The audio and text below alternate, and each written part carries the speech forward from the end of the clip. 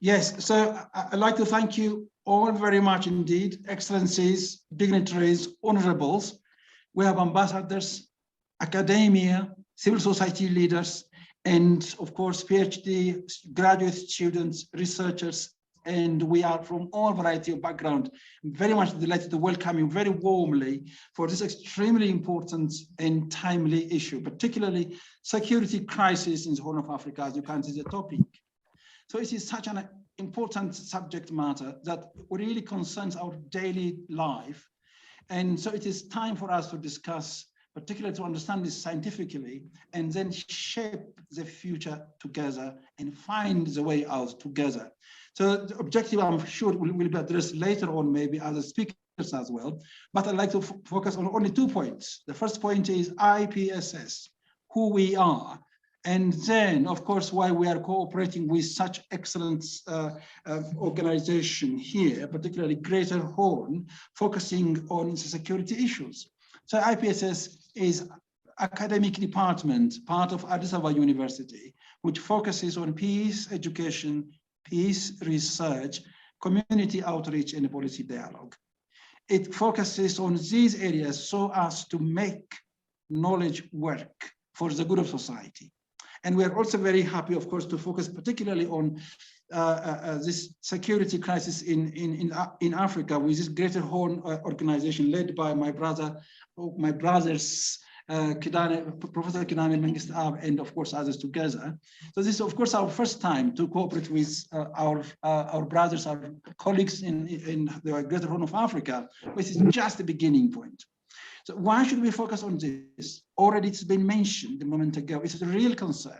About 2 months ago, particularly people who are in Addis were absolutely concerned about their very survival, particularly because of the media. I would already have called it fake news, that Addis is surrounded, you are besieged, and Ethiopia is to be almost to turn apart, and the entire Horn of Africa is to be flooded with refugees and small arms light weapons. So it's going to be sort of entire anarchy. But thank Allah, thank God, that things are not as they were expected, but the tide turned. Now we're back in peace together in Addis, working on this. This is just a starting point. And after having appreciated those who all attempted to make the area peaceful, even paying their lives as well to keep us at peace, we also intellectuals are asking ourselves, how can we contribute? How can we make this fragile peace more sustainable? We have peace problems in Sudan, problems, of course, in Somalia, problems, of course, in Uganda, the problems in Ethiopia being at the epicenter here.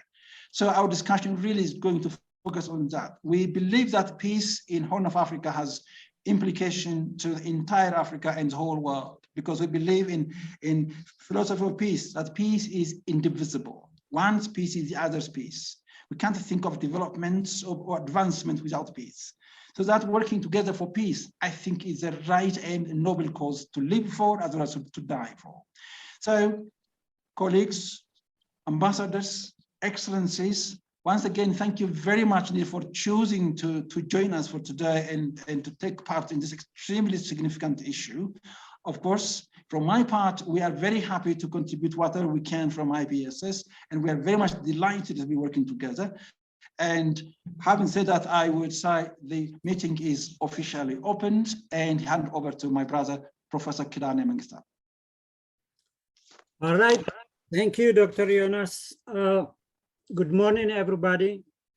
First, I want to do 2 things very briefly. One is introduce you to the Greater Horn Horizon Forum. And the second one is to briefly, although I have seen the concept note of the conference, I want to briefly point out the main issues or objectives of the conference. So to start with, the Greater Horn Horizon Forum, it is a forum of scholars from the 8 IGAD countries or Greater Horn countries and their diaspora. The organization was created in 2007 with a great deal of support from UNESCO. over the years, of course, the organization has received support from many other funding agencies. The main mission of the Greater Horn Horizon Forum is to conduct policy relevant research on pressing issues or issues pressing to the Greater Horn Horizon countries. We also want to serve as a catalyst for promoting peace in the region, also to promote integration in the region. So two critical issues, peaceful development and integration of the region. We want to also, through our research, to inform policymakers and to connect also to build a bridge between policymakers and the grassroots. Finally, we are also interested in bringing in civil society in the process of integration of the Greater Horn countries, because states can bring us together, but they are not very likely to bring full integration of the region. So we want to bring civil society into the process. So those are the main aspects of our mission. Membership is open. All you have to do is send us email. We will give you email addresses at the end of the conference. You can send the emails either to me at kim3, KIM3 at psu.edu, or to my colleague Laden at Alfie. Sorry, Laden. So that is with respect to the Greater Horn Horizon Forum. And then to the conference. As you know, the Greater Horn has been essentially a zone of conflict for decades and decades. We can actually go back to the middle of the 19th century, the era of state formation, the Mahdiya state in Sudan and the Abyssinian Empire in present-day Ethiopia. All the conflicts of state formation at that time, as well as later on conflicts against colonization. And after decolonization, we can think of conflicts along ethnic lines or conflicts on boundary disputes and so on and so on. So from the middle of the 19th century to the present, the region is actually a zone of conflict. With very little security of the populations of the region. There was a brief peace or promise of peace in 2018. What I consider, for lack of a better word, maybe Pax Ethiopiana. In other words, with the rise of Prime Minister Abiy, there was some promise because many of the countries of the region were engaged in what we call bilateral cooperation agreements and so on. But that era of promise or lasted only a couple of years. So from there on, we have conflicts in Sudan, transition conflicts in Sudan, transition conflicts in Ethiopia as well, and border conflicts are re-emerging. And the reason we called for this or organized this conference is to tackle what the drivers of these conflicts are. We want to understand them, and once we understand them, we want to bring the scholars of the region to think about solutions for these conflicts, because we can't keep the region as a zone of conflict forever. So that is the mission of the conference. And before I give the floor, I want to thank all of you for coming to attend this conference. I also want to thank Dr. Jonas and his colleagues at the Institute of Peace and Security Studies for organizing or for hosting us and in this conference, particularly the staff of the IPSS. They have done a great deal and a good job hosting us, so I want to thank them. I also want to thank the members of the Executive Committee of the Greater Horn for drafting the concept note and making this conference possible. And lastly, I want to thank all the presenters of the conference, and thank you very much. I hope we will have a very productive 2 days of this conference. Thank you. Back to our host.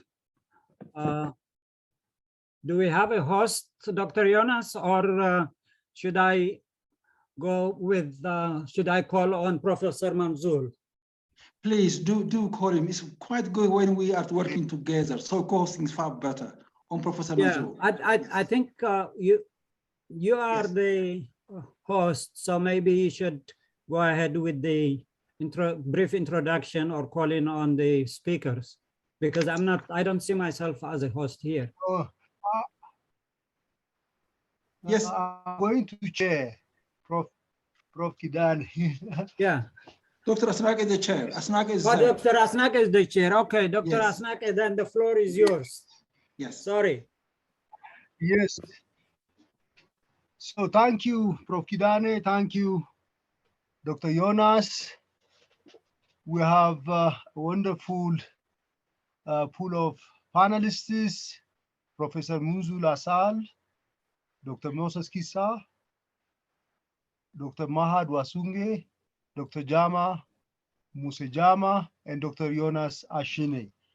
Let me very briefly introduce each of the speakers, and then we are going to have a maximum of 10-minute presentation by each of the panelists, and then we are going to have discussion. So we need to have good time for the discussion. I bear the speakers to limit themselves to a maximum of 10 minutes, and then we go to the discussion. First, Professor Munzul Asal. Professor Munzul Asal is a professor of social anthropology at the University of Khartoum. He has several publications on a range of issues on social anthropology, politics, very relevant to our discussion today. He has published about struggles of citizenship in the Sudan. So welcome, Professor Manzoor. We have also Dr. Moses Kissa. He is Assistant Professor of Political Science in the School of Public and International Affairs at North Carolina University. He is also a research associate at the Center for Basic Research in the University of Kampala. Dr. Moses is a prolific writer. He has contributed several pieces to different journals, and he even writes for newspapers in Uganda. Welcome, Dr. Moses. We have also Mahud Wasunge. He is Executive Director of the Somali Public Affairs. It's an important think tank which specializes on issues of governance, democratization, civil service reform in Somalia. I also welcome him to this forum. We have also Dr. Jama Musejama. He's a member of our forum. He has a very colorful, I was looking at his CV. He's a mathematician by training. His PhD was in computational linguistics. He's a social activist, wrote a lot of pieces about culture, music, and also wrote about politics, peace, and democracy. I very much welcome Dr. Jama.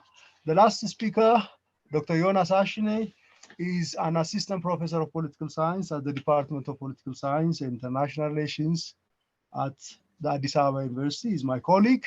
He's a young scholar, but he has also made very good contributions on issues of Ethiopian political economy, on issues of political transition, and many other related topics. I warmly welcome all of the speakers. First, Professor Munzul Asal. is going to make his presentation, and his presentation will be followed by the other speakers. After the end of the presentations, we are going to have discussion. So I'll be keeping the time. So we'll give warning when the time is about to finish. And now I call upon Professor Manzoor to give his presentation. Professor Manzoor. Thank you very much, Asante. Do you hear me? Yes. Yes, yes. Okay, thank you very much, and thank you, Professor Kidani and Dr. Yonas, for organizing this and for giving us opportunity to reflect on some of the issues that are currently haunting many of the countries of the Horn of Africa. As the title shows, my presentation would be on the transition in Sudan. And what I would basically like to talk about is the kind of problems and challenges that face the transition in the country.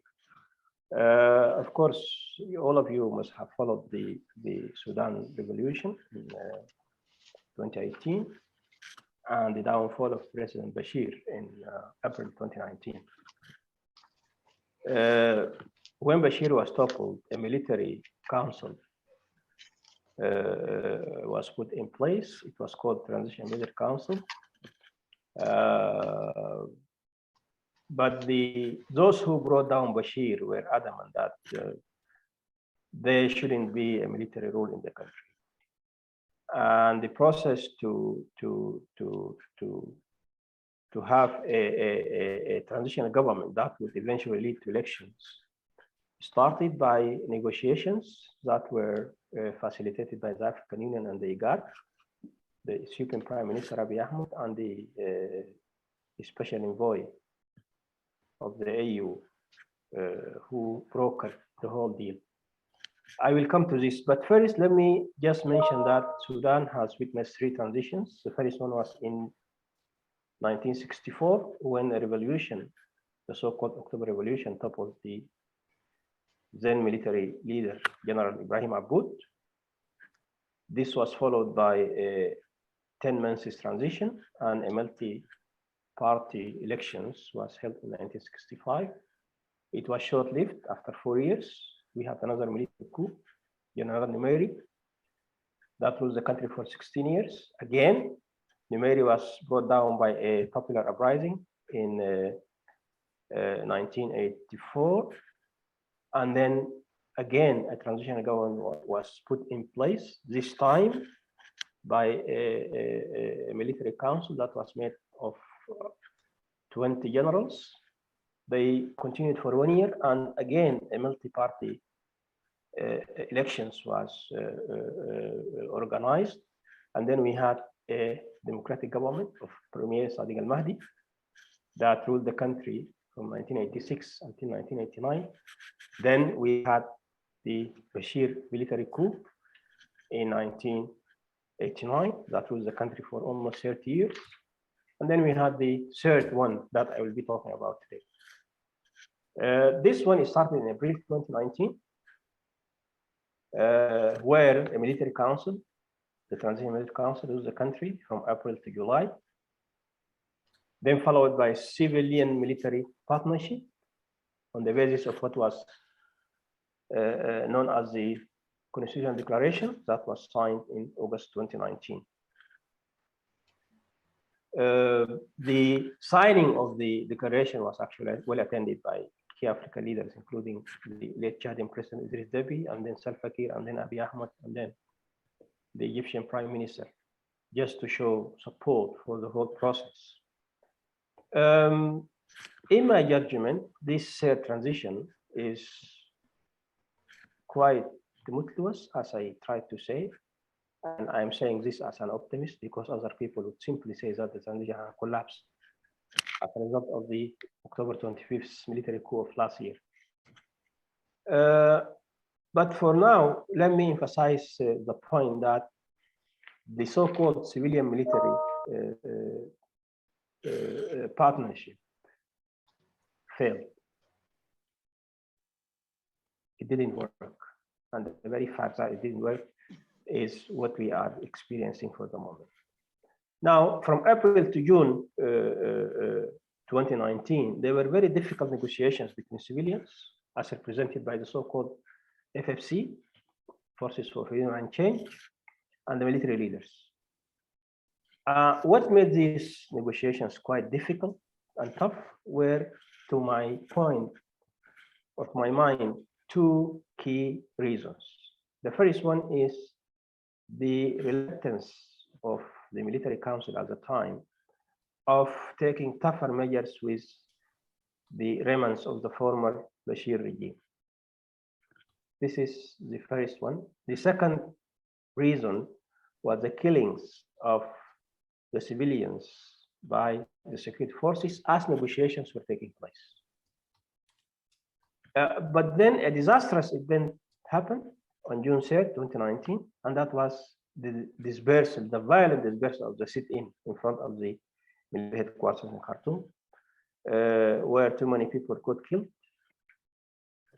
thousands injured, and some disappeared. Due to that, negotiations were stopped.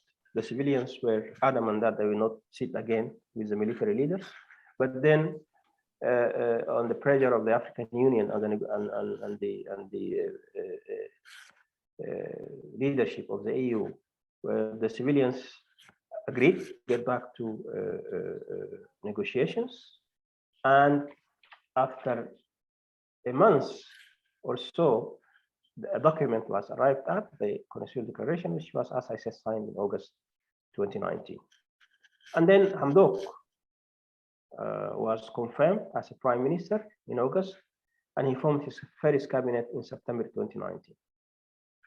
And that first cabinet was more or less a technocratic cabinet of people who are not having any clear political, alignment, so to speak. One of the things that happened during the first Hamdok cabinet was the formation of a committee which was to dismantle the structures of the former regime. And surprisingly, this committee was chaired by one of the members of the military component in the Sovereign Council. But eventually that chairman resigned for reasons that I'm not going to talk about. A few months down the road, that first Hamdok government was dissolved for reasons that were not really convincing, just at the whims of some of the military leaders. And of course, also the functionaries of the former regime were actively sabotaging the whole process. Then I think that was August 2020 when the second Hamdok cabinet was formed, and this time the cabinet was made up of political parties. And of course, steps were also taken to accommodate some newcomers that were represented by those who signed the Juba Peace Agreement, which was to be signed later in October 2020. So some positions were actually left vacant, waiting for those who would come from Juba to join, and that eventually happened. You have also been following the fact that the Prime Minister, Abdullah Hamdok, was consistently saying that the civilian-military partnership in Sudan was an excellent example of the possibility that the military and the civilians can bring to the table. But of course, he was dead wrong. As time passes, it became very clear that that partnership wasn't working, and it led to the situation that we are seeing now. Then we also have Juba Peace Agreement that was signed between the Sudan Revolutionary Forces and the transitional government. Unfortunately, instead of bringing peace, the Juba Peace Agreement led to many tensions. Therefore, as you are following, is having a lot of problems still. People in the eastern part of the country protested against the agreement because they said that they were not really involved, or those who signed on their behalf were not authorized to do so. And again, those who became part of the cabinet were behaving like strange bedfellows. So there was no harmony within the cabinet. and things got out of control. The military leaders are supposed to relinquish power for leadership to the civilian component of the Sovereign Council in November 2021. As a result of the Juba Peace Agreement, they said that this should happen in July 2022. But this is contested because there was no agreement actually about these dates. But what transpired was that the military leaders were never sincere in handing over the leadership to the civilians. And as a matter of fact, some people argue that the very fact that they did the military coup in October 25th was just to stop the process of handing over leadership to the civilians. And of course, it all came to a dramatic end by the military coup of October 25th. And before that, actually, there was a failed military coup in September 16th, 2021. Some Sudanese would say that that was just a state coup by the military leaders themselves in preparation for the actual one that happened in October 25th. So when the coup happened on October 25th, the military leader, Burhan, annulled the Constitutional Declaration. He arrested the Prime Minister and his cabinet members, and he said that only the provisions that were about the Juba Peace Agreement would remain, but others would be null. In effect, the signatories of the Juba Peace Agreement aligned with the military leaders. They actively supported actually the military coup, and as a matter of fact, they prepared for that by staging a sit-in in front of the palace from October 16th until the day of the coup. And that sit-in was dispersed immediately after the coup of the 25th. They actually made no secret about their support because they see this as a corrective measure as they try to sell the idea. The argument was that there are few political parties.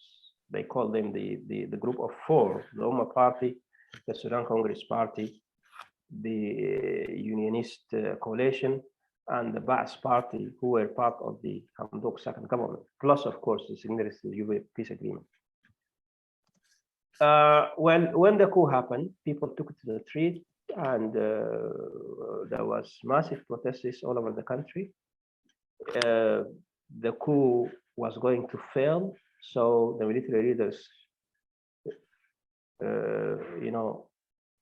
sent some people to the PM to convince him. For some reason, Hamdok accepted the deal, and he signed a deal with Burhan on November 21st, 2021. And in fact, he was back as a prime minister. People were quite frustrated, and they said that the prime minister made a terrible mistake by getting back, while the military coup was still in place. And for many Sudanese who are critical of this agreement, they saw the PM as somebody who gave legitimacy to the military dictatorship. And of course, the agreement didn't work, and Hamdok resigned on 2nd of January 2021. Now we are past 3 months from the military coup.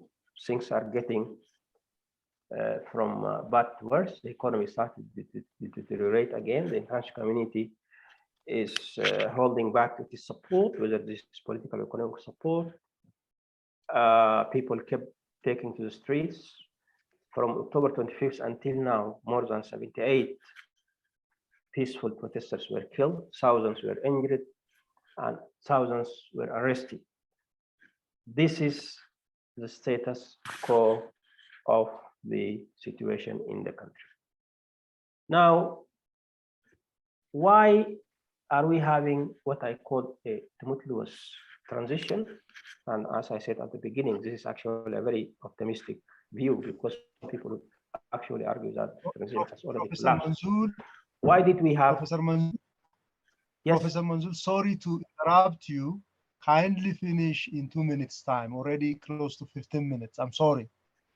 All right, I will. I'm going to just summarize why we have this situation. The first reason is that the civilian-military partnership was based on a shaky grounds. There were a lot of mistrust between the civilians and the military leaders. They were forced into this strange, partnership. The second reason is that the forces for freedom and change, the coalition that brought down the former regime, was quite weak. It has a lot of problems, and those problems continue hitherto unresolved. There were a lot of differences among its members. Three, the military component is for many Sudanese a continuation of the former regime. They were never sincere in taking drastic measures to dismantle the structures that were created by the former regime. And finally, the former regime loyalists, especially in the security forces and the judiciary system, were actively sabotaging the transition. These are some of the key factors that led to the situation that we are having in the country. Of course, there are a lot of other factors that we could think about, but I will stop here for the sake of time, and we may be discussing these some issues later on. Thank you very much. Thank you so much, Professor Manzoor. Now we are going to have a presentation by Dr. Jama. Dr. Jama has asked his presentation to come ahead because he's expecting some technical problems. And then we go to the other presentations. Dr. Jama, the floor is yours. Thank you so much, Dr. Sanke. And it's a real pleasure to be here with all the wonderful over 60 people who connected, despite and this I'm saying on behalf of the organizers as well, despite the announcement was becoming too short in time, I really want to join Dr. Kidane and thank all those who joined us in so short time. My topic, for the sake of time, in 10 minutes we can say less of what we have planned, but I want to focus about the issue of Somaliland. I'm a member of the Executive Committee of the Great Horn Horizon Forum representing Somaliland. But in this specific thing on Somaliland, we are bringing, because of it's a interesting year in Somaliland where the election is, the combined election is already happening, and we are expecting by the end of the year other overlapping elections. So it's a timely issue. But also, as in the introduction, Dr. Yunus was saying that the region is really having in a difficult time where the instability reigns. And it's a place, it's a table is sort of all those elections is that only in the right direction in the sense of consensus democracy. So that's where I want to come and connect the Somaliland elections. I'm talking a positive way, but also because of we are talking about the security and the possibility that this might cause conflict to anticipate and the role of the scholarship to see if we can anticipate what problems can rise from the elections. So if we can tap before it's too late and react and find a way we can act and proact. And that's why the reason Great Horn Horizon Forum chose the theme, the general theme of conflict and what causes the conflict of the region. Now, elections in themselves are not democracy. And that's a crucial point that we always consider it, fundamental, yet stakeholders consider fundamental like quite as a synonym between democracy and the elections, which is not the case.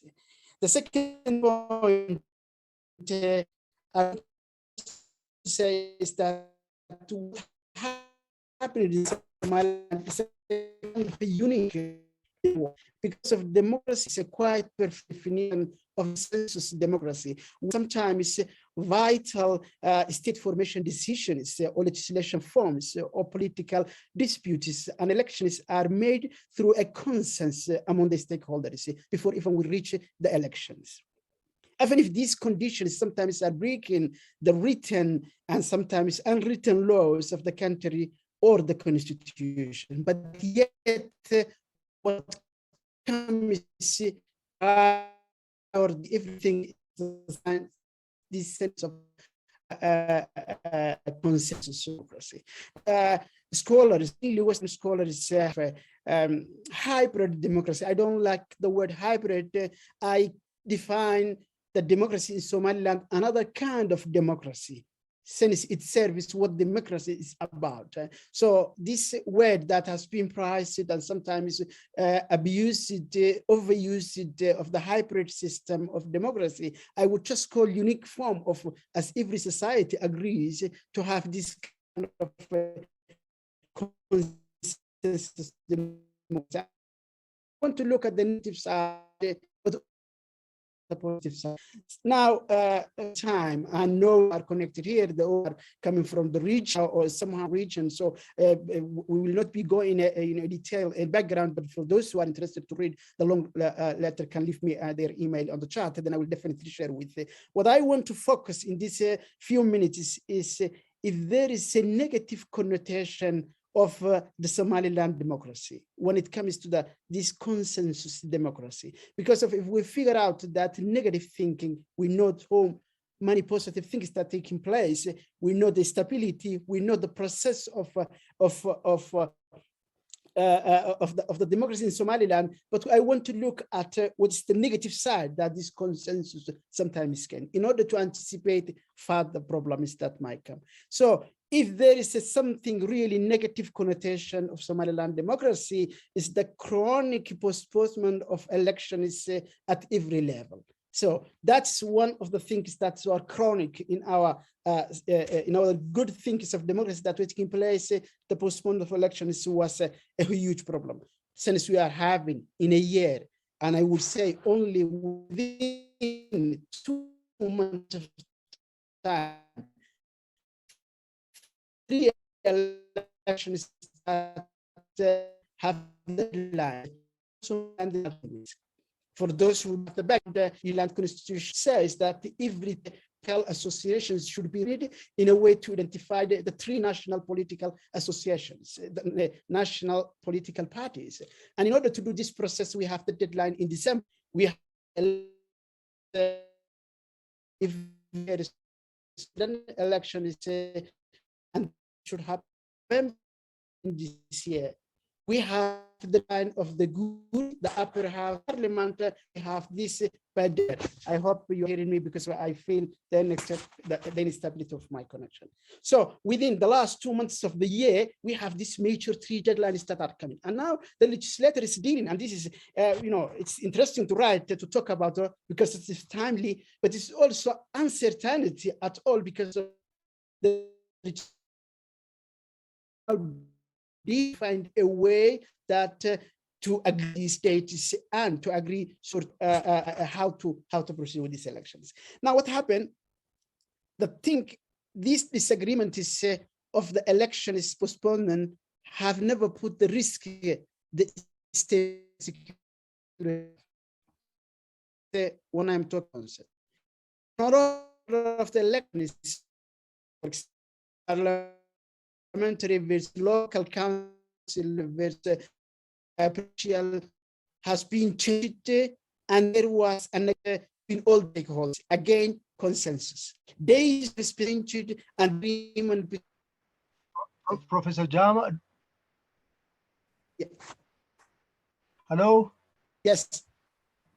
Yes. It's breaking down, Dr. Jama. Probably can you switch off your video? It might help. Switch it off my video.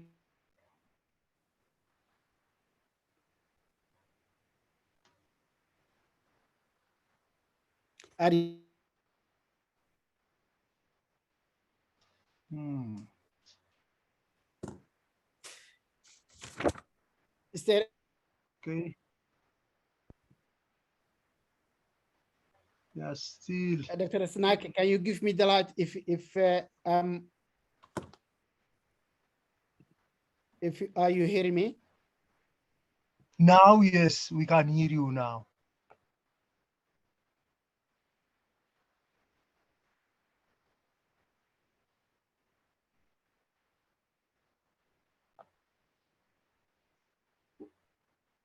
Dr. Jama?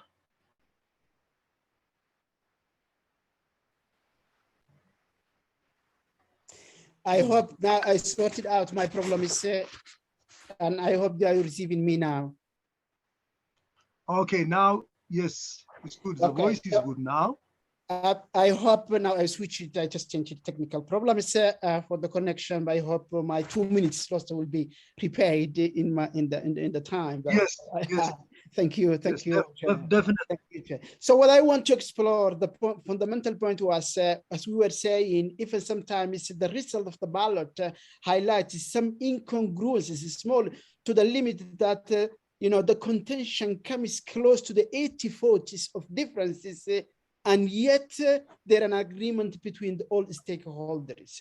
And that is the good side of the consensus democracy, which takes a priority and gave the stability and the safety of the whole nation. But has it this negative connotation? Yes, definitely it has, because of, sometimes I would say the only stakeholder that usually remains unhappy with the agreements is the small contribution from the international community, who from time to time supports the election, sometimes financially with a small contribution. Yet, despite they may be unsatisfied, but this gives a priority to the people, what I would say. So that's the consensus I was talking about, which is a positive, but has also these following connotations. What I want to explore is to the extent to which this consensus making is deeply rooted in the process of becoming, for example, a politician. And the example that I'm doing in May 2021, the combined election is a candidate should have a sort of a consensus from his or her clan in order to be supported and to come to the state on the proposal to the political parties for nominations. So again, this person, this future politician, should have a consensus within the political leadership, in the sense of political parties, in order to get the nomination. Otherwise, they cannot run alone and show that they are ready. But I still, one more time, at the moment of the to be candidate, so you already won 2 times, the consensus of the voter body influenced again by the clan leaders in a consensus again one more time to force to accept the results. So we have the 3rd, 4th stage of consensus before we come to the politician. What I mean is that pre-elected consensus made is a way that we can reach to be a new politician who is coming on the system. But the major, simple, negative, simple, strong, and unfortunately bad connotation of the Somaliland beautiful last democratization process was the fact that we had a parliament of 82 members and we don't have a woman sitting in the parliament. So if the consensus democracy is good enough to maintain the stability, good enough to maintain and make Somaliland the only place at the moment to be, we can say, yeah, yes, we are practicing our kind of democracy, but it has also these connotations, negative connotations. There is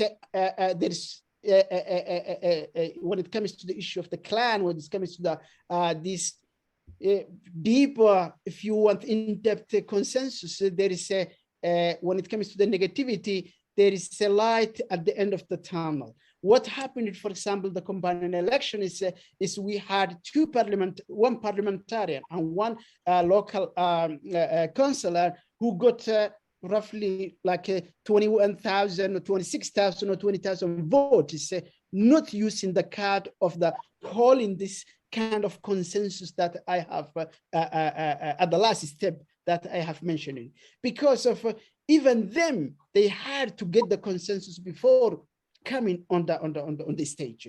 So we have a problem. We have a good things happening with the consensus because of the stability, because of the security, because of no conflict. But we have also a problem because this should have been a transition period where the Gurti, where the upper house of Somaliland sorted out all our problems, and probably now when it comes to democracy, they will be hindering instead of still being helpful. So it's about the time for Somaliland to call to review this consensus democracy, see and take what is good. We can't copy and paste mainly from the Western, the way and the procedures that we are using when it comes to electoral approaches and procedures. But we have to enhance rather in a way, rather than undermining this stability and the security and this consensus to enhance. So I would conclude say that it's to be priced that what happened when it comes to Somaliland elections and the last exercise that we have done in May, but it's a really, really tough time for the next 6 months. And there is a challenge both for the legislator to find a way to sort out going out from this consensus, because this time we might have a legislation issue, but at the same time, doing this one more step to the democracy that we and the new generation and the young generation of Somalilanders are inspired, where the one vote, one person would vote is already being practiced, but with this consensus, it is limitations that does not allow, for example, the woman to be elected. And I stop here. Thank you so much, Dr. Jama. Now we have, I think Dr. Moses Kisa has joined us. So Dr. Moses, are you there? I'm here, Dr. Snack. First of all, I think there was a mix-up in the communication of the time the workshop was beginning. I believe you guys began the workshop 1 hour earlier than it had been announced. Yeah, yes. Are you ready now, or shall I push you a little bit further down in the line? But I'm here, and Okay. I'm really sorry that I came in late. That was not my intention. I thought we were beginning at 5 p.m. East African time. Yes, there was a bit of confusion regarding the time. Sorry for that. So shall I call Dr. Mahad? Are you there? Yes, yeah, I'm ready. Shall I go first? Yes, please. Okay, thank you. And I'm Mahad Wasuge. I'm the Executive Director of Somali Public Agenda. I'm happy to be joining these honorable scholars on discussing elections and security in the Horn of Africa. I will be talking about briefly the elections in Somalia. I'm based in Mogadishu, and I will give you an overview about the ongoing and federal parliamentary elections in Somalia, and also its model, limitations, and then the experiences or lessons from the upper house elections that was concluded recently. And then I will talk about the ongoing House of the People elections, and then the challenges, the security and other logistical challenges. And then we'll conclude with some recommendations. It was supposed to have direct elections in Somalia, and since 1969, Somalia did not have, of course, when I'm talking about Somalia, I'm not talking about the Somaliland in this elections that my friend Dr. Jama just discussed, and I hope those of you in the call may know the difference between Somaliland and Somalia. So that is a disclaimer. And Somalia did not have elections since 1969. I mean, elections, national elections, where people go to the polling stations and vote.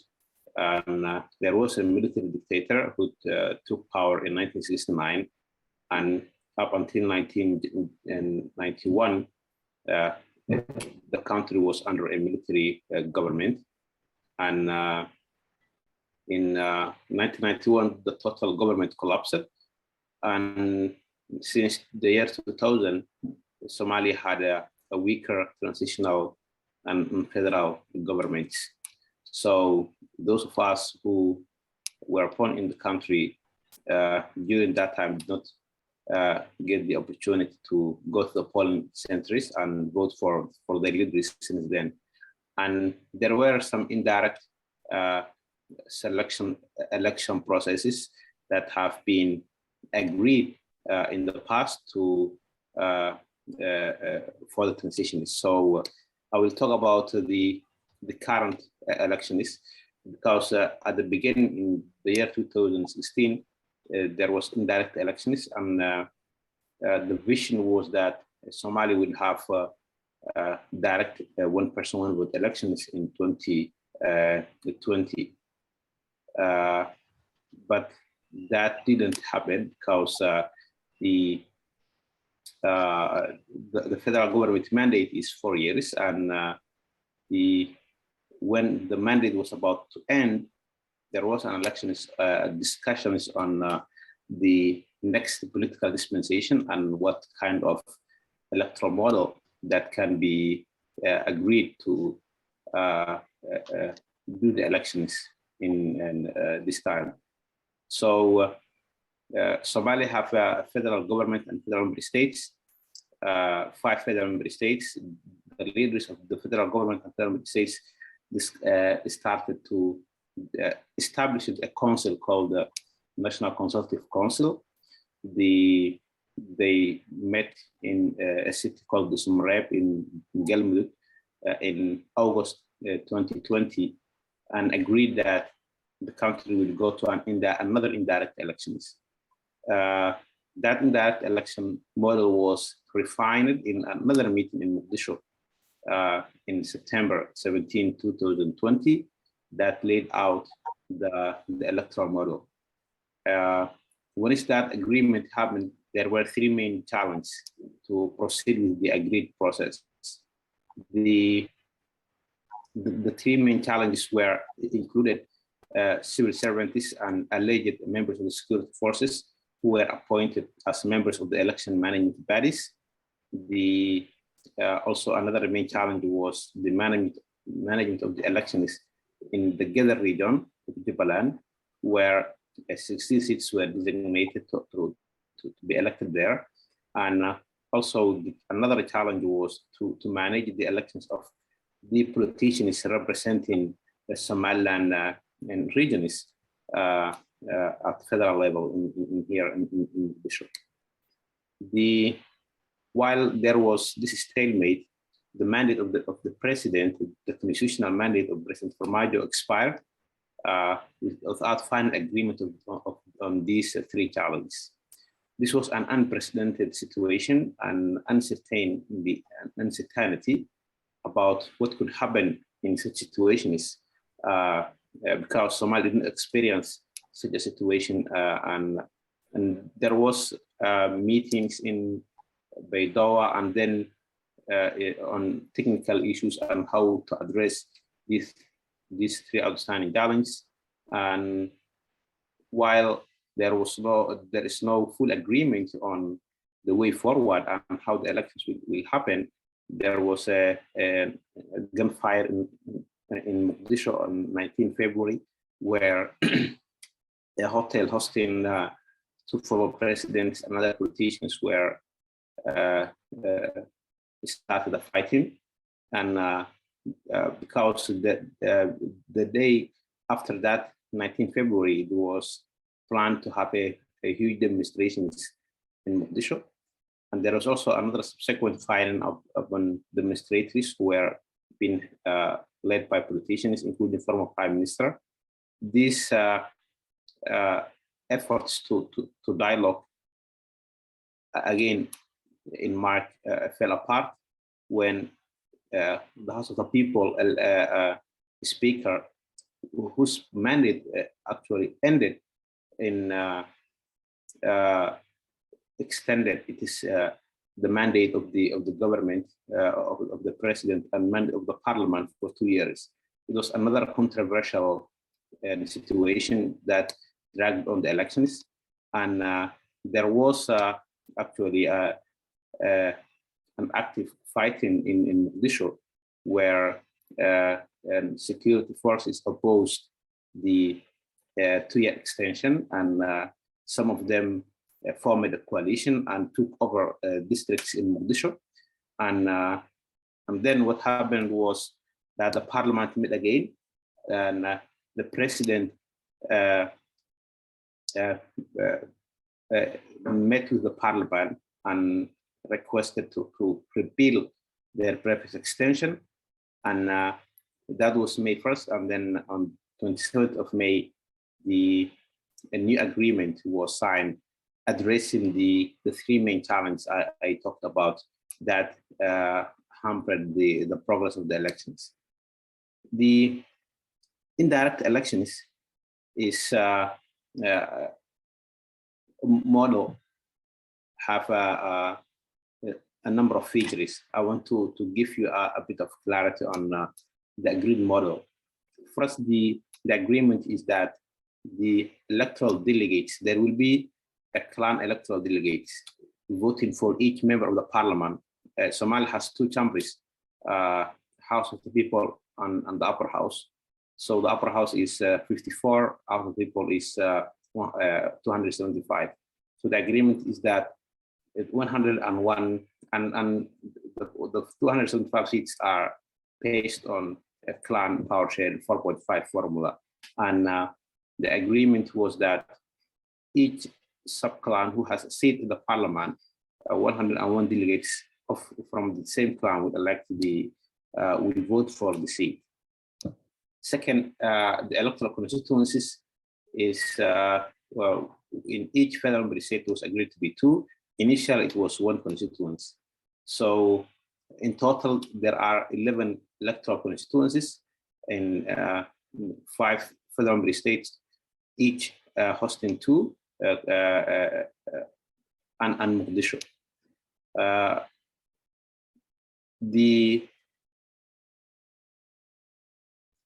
275 House of People seats were distributed along between Puntland, 37 MPs, Galmudug 37, Jubaland 43, Hirshabelle 38, Southwest 69, Mogadishu hosting Somaliland, and representatives, politicians representing Somaliland and constituencies in Mogadishu to be elected in Mogadishu 46, and Banadiri Community 5. The distribution was almost similar to 2016 indirect elections. Thirdly, the agreement proposed the establishment of federal and state level election implementation teams. So the federal, there is a federal election commission, which consists of 25 members, and state level commissions, and each state has its own election body. Fourthly, the federal government and federal state leaders agreed also that the federal member state legislatures to elect the upper house representatives, same as 2016. And fifth, there is a dispute resolution committee that was also agreed to resolve the disputes. There are 3 main limitations of this election design. Number 1 is the economics of the election. The candidates running for the House of the People elections have to pay 10,000 registration fees.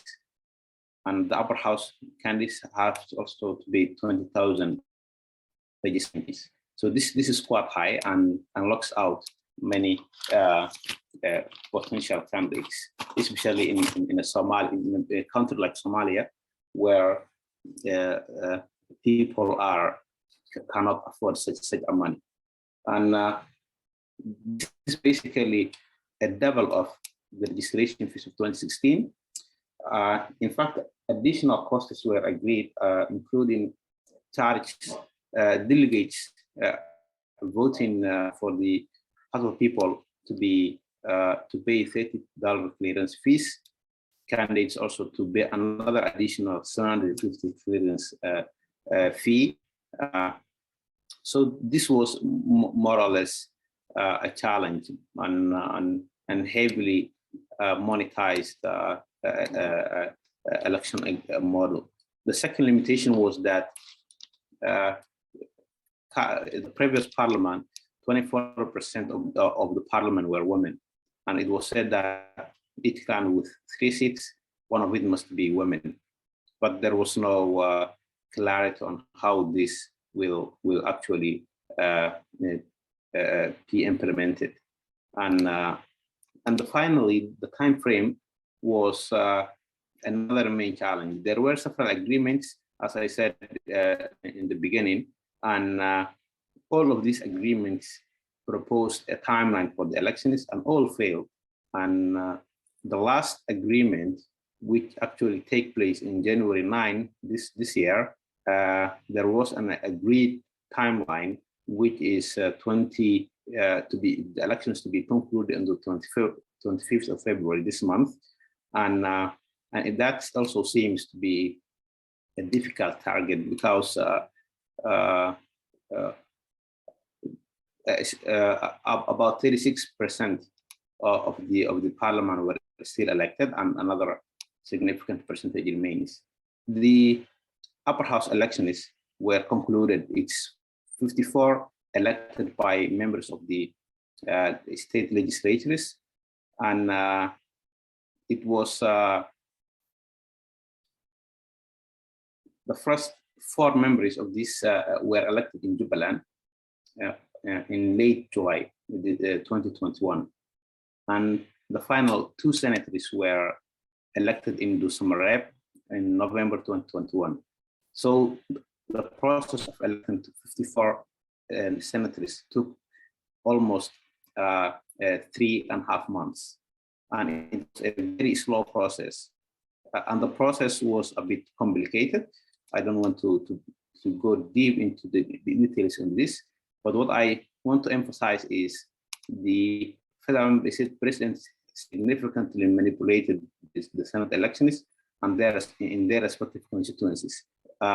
So the majority of the candidates were political placeholders. We call in Somalia mulhis because they are not candidates, and they withdrew after delivering their speech. So basically, they were not real candidates, and they did not seek any vote. Of the 26 placeholders who dropped out of the 54 were the seats, and 26 seats did not. There was no any contest basically, and one of the elections of the candidates dropped out. Although that person paid 20,000 registration fee, of course the other contender was basically covering these costs. And Hello, Maha. I'm sorry. Yes? I'm sorry to interrupt you. Kindly finish in 2 minutes. So we have 2 more speakers. Sorry. So I just want to say a few things about the House of the People elections, if 2 minutes may be added, yeah? If that's okay.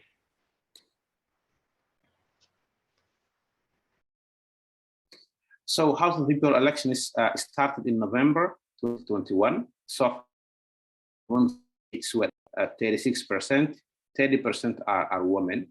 As I said, the expectation is to conclude 25th of February. And there are 2 constituencies, as I said, in each election federal state. And the second constituency did not yet start the elections. There is a rift between the president and the prime minister, and this has in the past delayed the electoral process, and now it may be another challenge because security forces were deployed in Beledweyne, where 25 seats are expected to be elected, and the Prime Minister asked these forces to be withdrawn from there. There are security remains the main challenge. Delegates are most of them using face masks to hide face when they are voting because they are fearing of Al-Shabaab.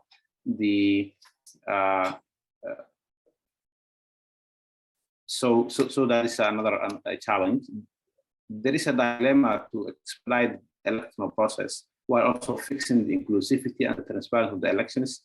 The international community is pressuring the government to conclude the elections very soon, and the elections started fast compared to the past, but no one carries the irregularities and the exclusionary practices that the federal militaries are making, and the transparency and open competition in the elections are compromised. So I'll stop here and we'll be happy to respond to questions and comments later. Thank you. Thank you so much, Mahat. Now we proceed to Dr. Jonas, who's going to talk about Ethiopia's transition. Dr. Jonas, the floor is yours.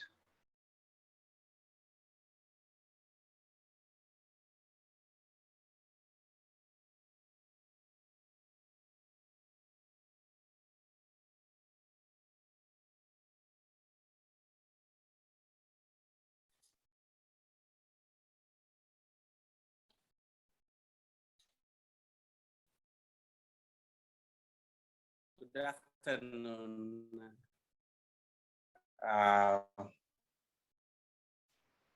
Can you hear me? Yes, we can hear you, Jonas. It's a little bit breaking down, but Hello, as can you we hear go me? along, Jonas. Down, but as we go along. Okay. Thank you, IPCs and all the organizers. Thank you.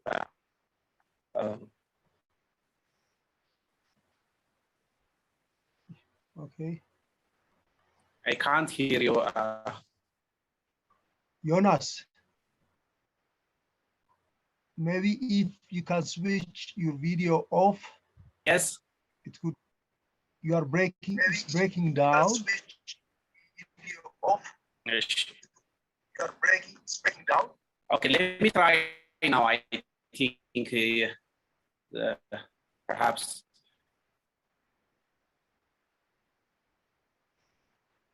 Yeah, my paper, my presentation is on violence of transition and Ethiopia. The working paper focus on EPRDF and its crisis.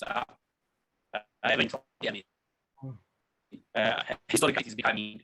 It has been in crisis. So I try to understand the causes. I want to explain. Yeah, the connection is not. We are not listening, Jonas. It's breaking down.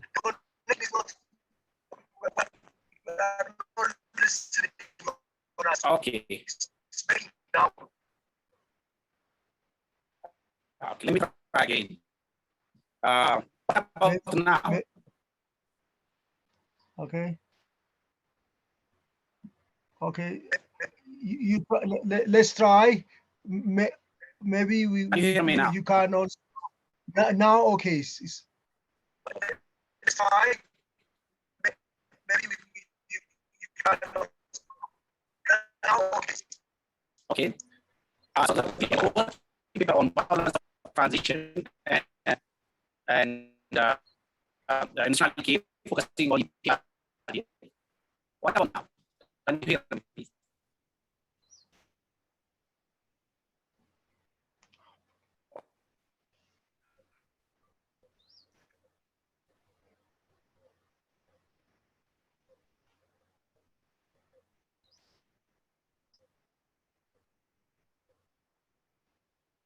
Hello, Jonas. Hello. I can't hear what. Can you hear me? Yeah, we cannot hear you. Probably Should what be better by we now. should do. Yeah, no, it's not clear.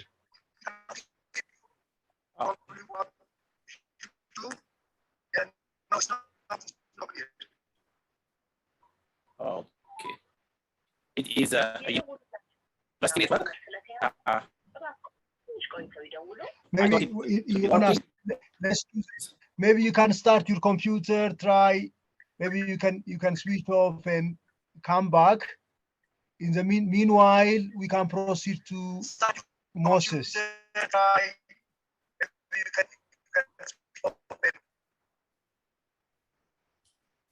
Yeah, I'm happy to take it up now, Asnak, and then we can get back to Jonas once he's sorted out the Yes. technical issues. Yes. Okay. Okay. How much time do I have, Asnak? It's 10. I can add 2-3 minutes after you exhaust your 10 minutes. Moses. All right, that's very limited You time, know, Asnak. it's But a very complicated problem, but yeah, we need please to save permit some me time to for the discussion. allow me to share my screen.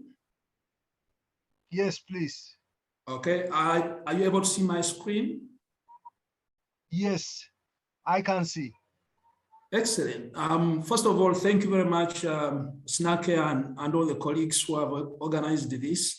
And thanks to Professor Kidane for all the work, and of course for IPSS for hosting the workshop. It's a great honor for me to participate in this very important conversation on politics and security in the Greater Horn. And I'll be speaking on the Ugandan case, as you can see in the title of my talk. I'm trying to provide some reflections on what I call a jinxed political transition in Uganda. And jinxed in the sense that, you know, since independence in 1962, Uganda has never had a peaceful transfer of power from one president and one government to another. All governments in Uganda since 1962 have come into power either by coup d'etat, which has been the common way, or it's been by rebel victory, which is what happened in 1986 with the current president and his government. So in my view, the biggest political question facing Uganda today is that of transition from the current president and the current government to another. How and when the rule of the current president will end, in my view, is the most consequential, most critical issue facing Uganda today. Now, the question of change of government and peaceful transfer of power had actually been resolved with the 1995 Constitution, which had clearly provided for term limits and age limit on the president. As per the Constitution passed in 1995, the term of a president was capped at 5 years and renewable only once, meaning a 2-term limit. And the cap on the age of the president had been put at 75. Now, both those provisions have since been removed from the Constitution.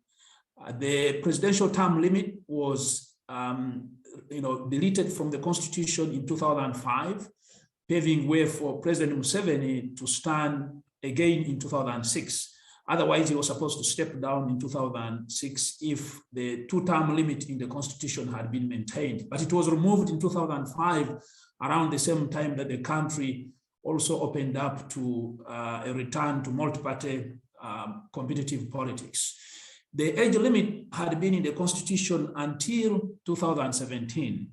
That's when it was removed. And it was removed because by 2021, last year, Museveni was going to be ineligible to run for president again, he would have gone past the 75 age limit that was in the constitution. So that age limit was removed in 2017, paving way for Museveni to stand again and be eligible as a candidate in the 2021 election. What this has meant is that effectively now Uganda has a president for life. Museveni has been ruling the country since 1986 and shows no signs, no intentions of standing down. There is no apparent succession plan. There is no clear process through which Museveni will leave power and how he will be replaced. The Constitution, of course, provides for a vice president in the event that the president is unable to run affairs of government, but that's only a provision in the Constitution. It has never been tested, just as the provision of term limits and age limits were never tested at all. And Museveni is not growing younger. He's officially, 78, 76, 77, 78 years. Some people think he's older than that, unofficially. And so what happens tomorrow with him as he ages further and further is something that is of grave and consequential standing in Ugandan politics. Now, Museveni has turned into a president for life, primarily because of two key drivers that I see. Number one, Museveni has a very, very deeply held, but also I would add, exaggerated sense of messianic mission, by which I mean he believes that his being president of Uganda has a sort of divine mission to liberate actually not just Uganda, but the entire African continent. This is something that he deeply believes in, and that's why he has been engaged in all sorts of extraterritorial adventures, including his involvement in the situation in Somalia. Uganda's participation in the processes in Somalia is not just out of Pan-African sentiment. It's also very much informed by Museveni's own personal belief that he has a mission to accomplish for the African continent. And so that means he doesn't entertain any talk of him leaving power because he's a man on a mission. Somebody who is on a messianic divine mission, does not believe that there is time to leave the political stage. There's time to step down. Now, if that first driver of his life presidency is, somewhat illusory, there is a much more practical and personal driver of Museveni's, life presidency project, and that is what I call the trap of power, the curse of power. The longer Museveni has stayed in power, the more it has become very difficult for him to contemplate stepping down, to contemplate life outside of State House and life outside of state power. Because Museveni has never done another job in his life other than being a specialist in violence as a rebel commander and then being president of Uganda. Those are the two jobs that Museveni has done in his adult life for the last more than 40 years. So he has never lived another life other than the life of fighting to capture power and exercising power in the country like Uganda for such a long, long period of time, which is coming to almost 40 years now. Now, his long rule has had two core features. Number one, he's been president since 1986, meaning he has been incredibly resilient and has had a long grip on the country as a person, But secondly, his rule has also increasingly become very personalist, and it's become a very imperial-like system where the president is the most consequential institution in the country. And his rule is underpinned by military power. Museveni's rule is at its core fundamentally military. And therefore, bullets are more important than ballots. Uganda holds elections every 5 years, but those elections pretty much count for nothing in the final analysis. When things come to a head, when shove comes to push, Museveni returns to the guns because it is guns that brought him to power in the first place. Now, Museveni's long rule is puzzling when you consider that most of his peers, contemporary peers on the African continent, have left power, with the exception of only two. That is Paul Biya in Cameroon and Theodore Obiang in Equatorial Guinea. Theodore Obiang has been in power since 1979, and so he heads the way. He's been in power for more than 40 years, and Paul Biya has been in power since 1982. Only those two better Museveni in terms of longevity in power. The other challenge for Museveni is the other sort of puzzling aspect of Museveni's role is that he has faced a lot of challenges to his rule right from the beginning, from 1986. He has had to deal with both armed resistance but also civilian challenges. Perhaps the most threatening challenge he received from civil protest was the one in 2011 during what was called the Walk to Work protest movement in Kampala and around the country. Now, Museveni, of course, his long stay in power has been, an important stabilizing force for the country, because Uganda had a lot of instability in the 1960s and 70s. And so he was able to establish himself and perpetuate one system of rule under him for a long time. And that has been an important sort of stabilizing force for the country. But it has also become the key source of potential implosion, potential state implosion, because everything has now come to be built around Museveni, the person, and his rule. And so what happens in the end is something that remains quite uncertain. Asnak, I believe I might be out of my time, so I'm going to use just 2 minutes to wrap up, and then I'll pause there.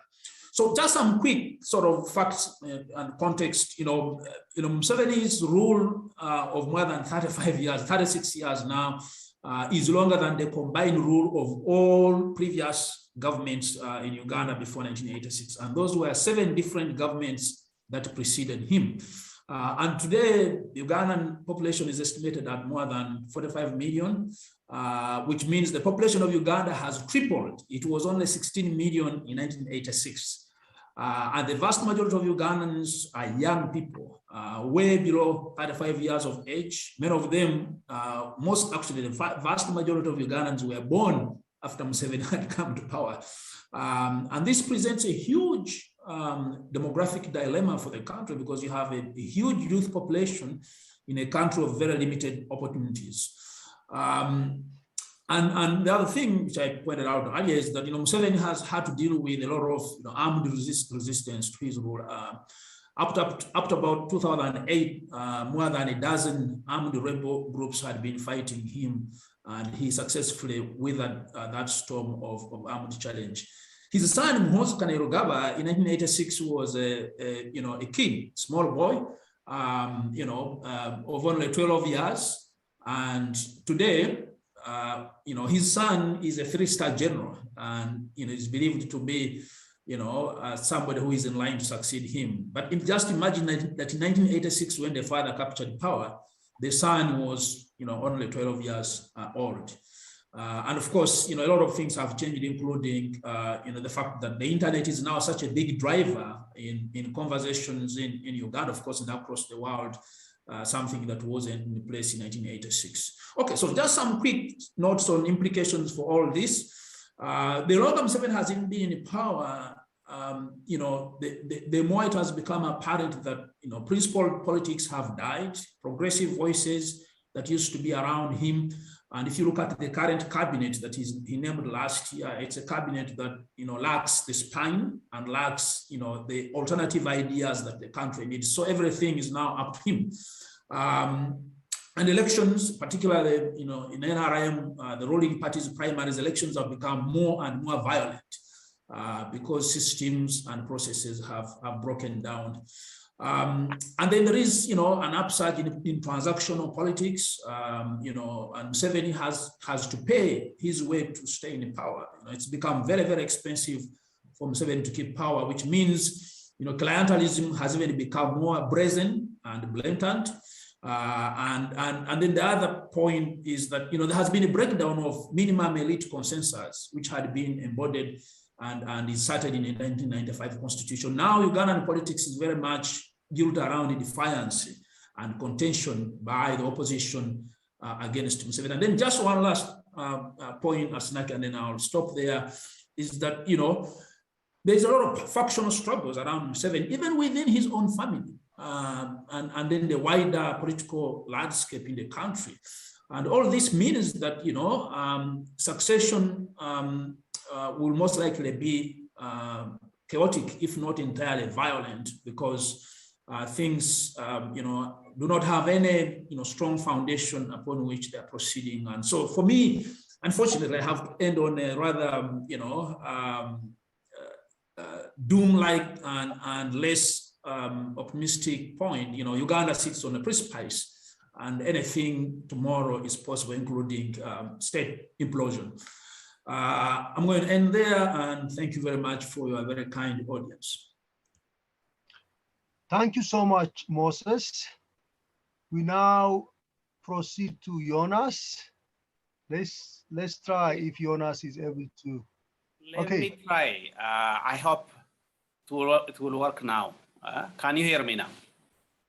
Yes, we can hear you, Okay. Jonas.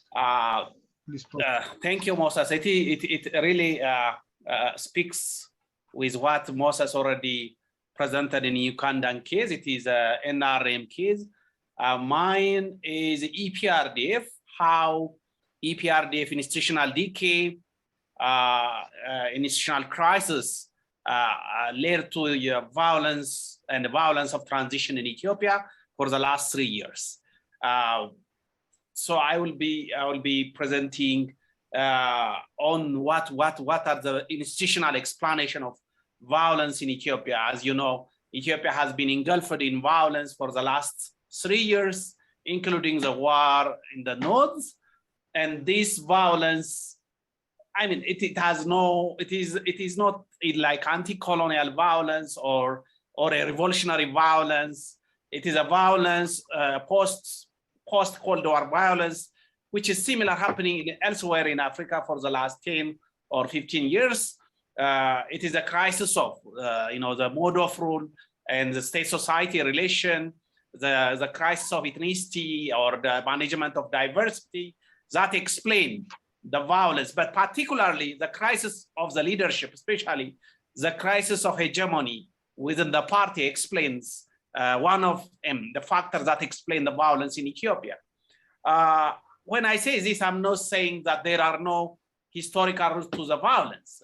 As you know, in this post-Cold War violence in Ethiopia, connected to many legacies of historical events, such as the modern state formation and consolidation, the legacy of Ethiopian student movement, especially the students' articulations of nationality question, and the methodology, the radicalism they left, or what EPRDF, TPLF inherited from this movement.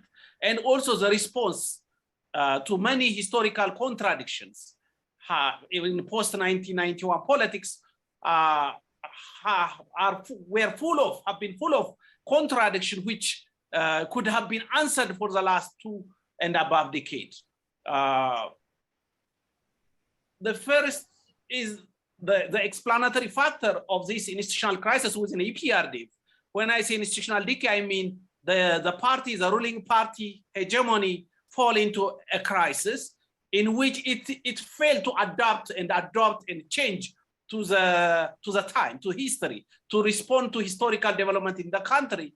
The party failed, and it failed to be historical. So that is the problem. So where does this come from? The EPRDF was one of the strongest party in the continent, and one which mobilizes large population, achieve developmental success and so on. But there are 2 problems which inherited historically from its foundation, which inherited from the Ethiopian student movement. One is a substantive legacy, which I call substantive legacy. That is the way the nationality questions was articulated in the Ethiopian student movement, inherited by EPRDF without resolving the contradictions, such as, for example, the contradiction between the national identity and the subnational identity, like the Ethiopian identity and the ethnic identity. The question now, which the last 3 years, what we have seen is the contradiction of minoritarianism and majoritarianism, which is happening elsewhere in India, in different parts of the hegemonic ruling parties are ruling, the majoritarian politics and the minoritarian politics. That kind of contradiction is now happening in the ruling party. So this contestation, this contradiction remain within EPRDF, and the second contradiction is the methodological legacy, which EPRDF inherited from Ethiopian student movement, which is radicalism, absence of national dialogue, which I call the deficit of democracy. Contestation, dialogue, debates to reform the party has been absent from within and without. So this methodological legacy and substantive legacy enabled the party to stay for a while, but through time it led to the crisis, to the decay, and when the time reached, EPRDF became unable to resolve and to speak to the time because of this, especially the methodological absence of democracy within the party. As you know, in these substantive contradictions, EPRDF, in one hand, we see it is a very decentralized, federalist, ethnicist party. On the other hand, it is also centralist, national, developmental, vanguard political party, Leninist political party with a liberal constitutional framework. So this is a contradiction which could have been solved through gradually within the party, even within democratic centralism it was exercising. This contradiction remained and kept intact to the last stage. So what I call, the Gramscian organism of a collective will is in one hand, on the other hand, EPRDF instrumentalized the division of the collective itself. That is the ethnicization of Ethiopia. That contradiction remained for a while. Another important point in regards to this, the making of the hegemonic party. EPRDF able to build or construct hegemonic party by mobilizing TPLF plus 3 weaker junior parties from Amhara, from Oromia, and from the south. So these 4 plus affiliation party from what they call the peripheral regions, Somalia, Afar, Gambela, and Benishangul, that was the stable hegemony was able to be built for the last more than 2 decades. So TPLF, the minority in terms of population, able to construct a hegemonic party by mobilizing bigger 3 ethnic-based political parties from Amhara, Oromia, and South, and also another satellite parties, affiliated parties. So this was a very stable hegemony for a long period of time, which enabled EPRDF to play a vanguard role, at the same time mobilizing the identity politics, but without answering the emerging questions from different nationalities in Ethiopia, because of it was silencing most of the question coming from nationality question for further self-rule and regional statehood, which Bulgaria calls it administrative nationalism. So, but anyhow, what we can see is there was a stable hegemony construction for a long period of time. But this stable hegemony began to enter into crisis because in post-2005, EPRDF gradually, closure all the smaller, experiment of democratization in post-2005, or what we can see in post-2005 is de-democratization age and a complete, instead of hegemonic party, it became a very domineering party, almost one-party state, and uniting state or embedding itself into the state, no free alternative voices able to occur or evolve in the country. That led to a gradual crisis of the hegemony and the popular protest from outside. And within the TPLF, there was a decaying and a power competition, lack of intellectual tradition, lack of experimentation of democracy, plus the three parties, the Amara, the South, and especially the Oromo Opidio party members began to challenge the hegemony of TPLF. So EPRDF failed or entered into the renewal crisis, which self-acclaimed deep crisis or deep decay, and called for a deep renewal in 2018. But this deep renewal was not happening as it planned. When it tries to deep renewal, in the context of demise of hegemonic party, absence of democratic deficit, and power competition within the party, and the substantive contradiction, the contradiction between the liberator and the liberated subjects, the minoritarianism and the majoritarianism, the pan-Ethiopian and the subnational identity crisis, all these together in the context of deficit of democracy, it was impossible for EPRDF to renew itself. So it was inevitable almost for TPLF to, or it required a very wise leadership to pass through these political dynamics, but the leadership failed and become prisoners of the structural crisis within the party that led to deep political crisis in the country and the war in the northern part of Ethiopia. So which I call the violence of the transition happened not only because in EPRDF, but unfortunately, the model of the transition that Ethiopia chose was a transition by transformation, which is the ruling party is given a chance to lead the transition process. A ruling party which failed to renew itself, to recreate itself, again, given a chance to carry out a very difficult path of transition, which is transition by transformation. So the more